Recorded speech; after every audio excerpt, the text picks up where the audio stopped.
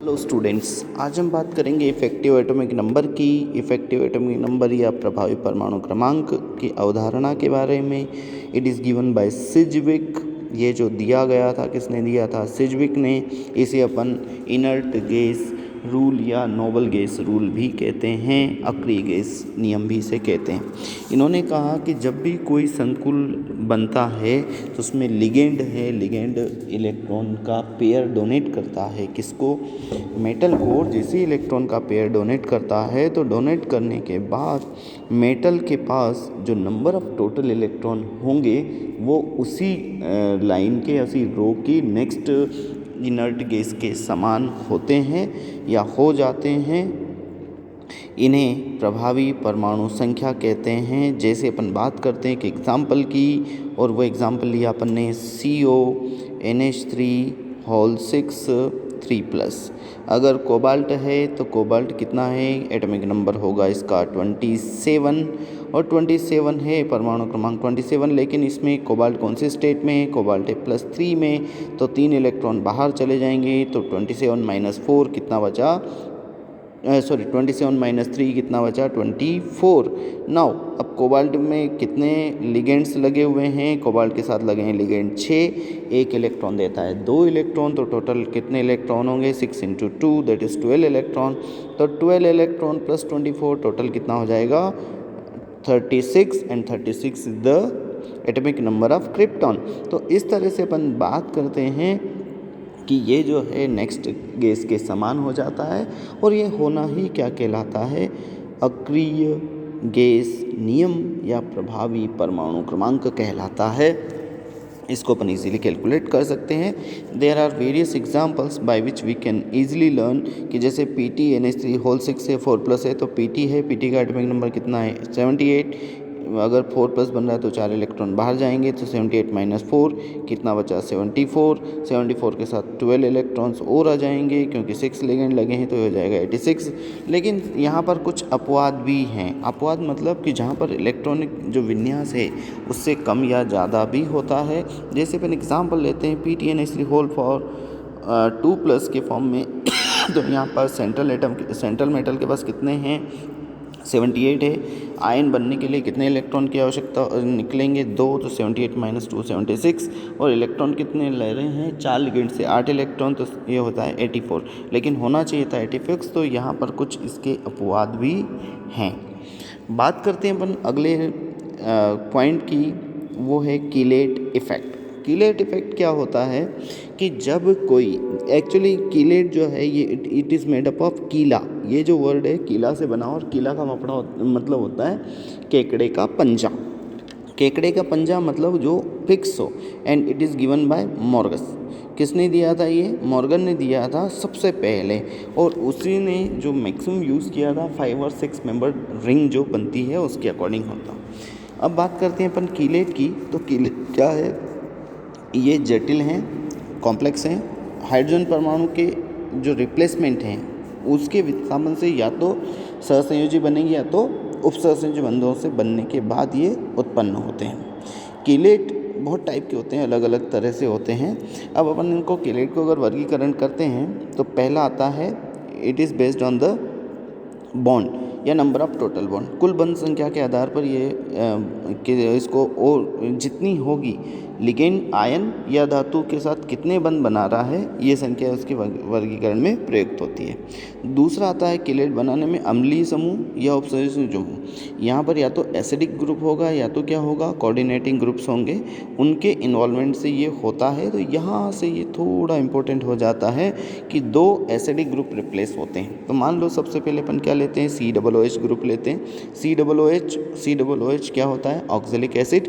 Oxalic acid से 2 H निकल जाएं, 2 H निकलेंगे तो क्या बचेगा? ऑक्जेलेट आयन होगा। और ये ऑक्जेलेट आयन दो साइड से अगर इसको घेर ले तो देखो ये PTOCCO ये 5 मेंबर रिंग बन गई। इसी तरह से इसे भी रिंग बन गई, तो ये बन जाता है chelate. In the same way दूसरा ऐसा हो सकता है कि एक अम्लीय और एक क्या हो जाए? कोऑर्डिनेट हो जाए। तो यहाँ पर दोनों साइड से क्या हो रहा था? एसिडिक ग्रुप आ रहा था, लेकिन यहाँ जो सेकंड एग्जांपल अपन लेंगे ग्लाइसिन COOH CH2NH2, तो इधर NH2 कौन सा बॉन्ड बनाएगा, कोऑर्डिनेट बॉन्ड, और ये कौन सा बनाएगा, आयनिक बॉन्ड। इन दोनों से भी केलेट बन सकता है, और या फिर दोनों कोऑर्डिनेट भी हो सकते हैं। जैसे अपन ग्लाइसिन लेते हैं तो यहाँ भी 5 मेंबर लेंगे तो दोनों बॉन्ड कौन से होंगे, कोऑर्डिनेट बॉन्ड्स होंगे। तो कोऑर्डिनेट बॉन्ड के बेस पे भी हम इसे ले सकते हैं। और भी इसके टाइप्स हैं, जैसे ये ट्राइडेंटेड हो सकता है, बाइडेंटेड अपन ने देखे 2 दांत होते हैं उनके, 2 तरह से पकड़ रहा था। ये 3 डेंटेड है, 1 2 3, ये SB है, 1 2 3 से है।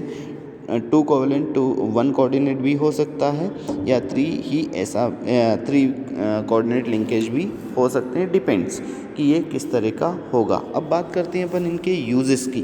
सबसे ज़्यादा उपयोग होता है पॉइजनस के लिए।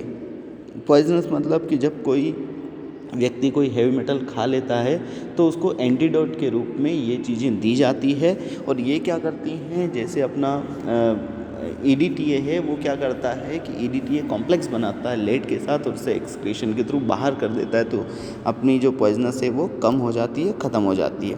सेकंड यूज़ होता है इसका विश्लेषणिक रसायन में या एनालिटिकल केमिस्ट्री में। केलेट का उपयोग अपन DMG का यूज़ करते हैं, डाईमिथाइल ग्लाइऑक्सिम। डाईमिथाइल ग्लाइऑक्सिम का यूज़ करते हैं अपन निकल के आइडेंटिफिकेशन में कि निकल है या नहीं है तो कितना, और उसको अपन एस्टिमेट कर सकते हैं as a gravimetric analysis. Second बात करते हैं अपन इन वाटर सॉफ्टनिंग। वाटर को मधुर बनाने के लिए या मीठा बनाने के लिए या मृदु बनाने के लिए भी काम करते हैं। ये जो मृदु बनाना होता है, मृदु बनाने में क्या करते हैं अपन कि जो हार्ड वाटर रहता है उसमें कैल्शियम मैग्नीशियम की इम्प्योरिटीज़ होती है। कैल्शियम मैग्नीशियम की इम्प्योरिटीज़ अपन EDTA के द्वारा दूर कर सकते हैं। जैसे अपन EDTA डालते हैं तो कैल्शियम मैग्नीशियम सॉल्ट EDTA के साथ एक कॉम्प्लेक्स बना लेते हैं, बाहर हो जाते हैं, अपना काम हो जाता है। नेक्स्ट इसी तरह से अपन बात करते हैं केलेट यौगिक बहुत सी धातुएं जो वाटर में इमिसिबल होती हैं उनको भी अपन निष्कर्ष कर सकते हैं कि वाटर में इंसॉल्युबल है। अपन पानी डाल रहे हैं तो वो बाहर नहीं आ रहा है, तो अपन क्या करते हैं उसके अंदर कुछ EDTA जैसे कॉम्प्लेक्स डाल देते हैं तो बाहर हो जाता है।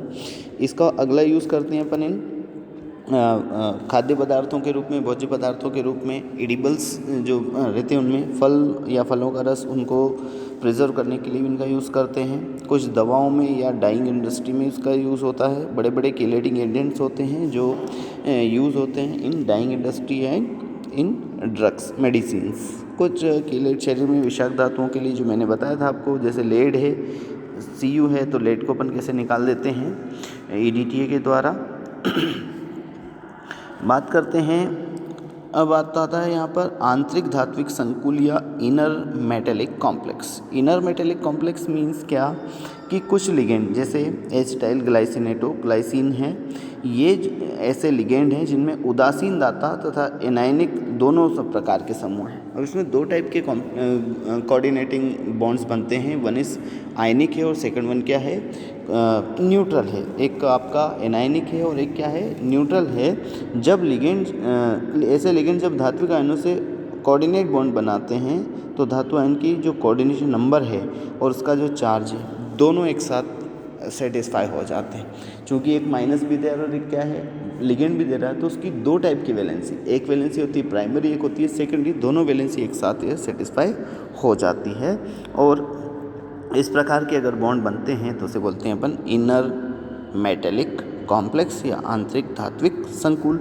जैसा अपन यहाँ देख रहे हैं CO है तो NH2 के साथ कौन सा बॉन्ड बन रहा है, कोऑर्डिनेट, और COO- के साथ कौन सा बन रहा है आपका, आयनिक बॉन्ड। तो ये दोनों टाइप का बनता है, इसे बोलते हैं आंतरिक धात्विक संकुल। ओके, सो नेक्स्ट बात करते हैं अपन इनके गुणों के बारे में। तो आंतरिक धात्विक संकुल पानी में अविलेय और कार्बन के विलायकों में विलेय होते हैं। फर्स्ट थिंग इज कि these are soluble in organic solvent but insoluble in water. Second बात करते हैं इनके जो संकुल हैं इनके अनेक ऐसी विशिष्ट क्रियाओं वाले रंग होते हैं, जिसमें विशिष्ट रंग होता है। बहुत सारी ऐसी स्पेसिफिक रिएक्शंस होती हैं जिनमें कलर भी स्पेसिफिक होता है।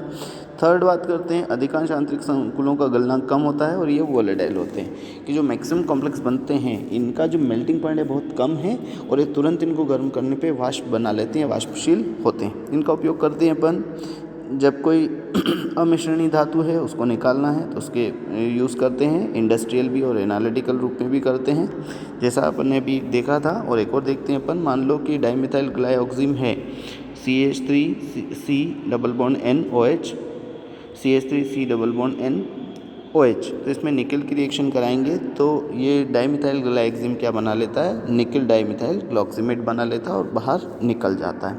इसका यूज़ अपन कर सकते हैं। नेक्स्ट बात करते हैं अपन संक्रमण धातुओं का संयोजन बंध सिद्धांत। तो ये अपन नेक्स्ट क्लास में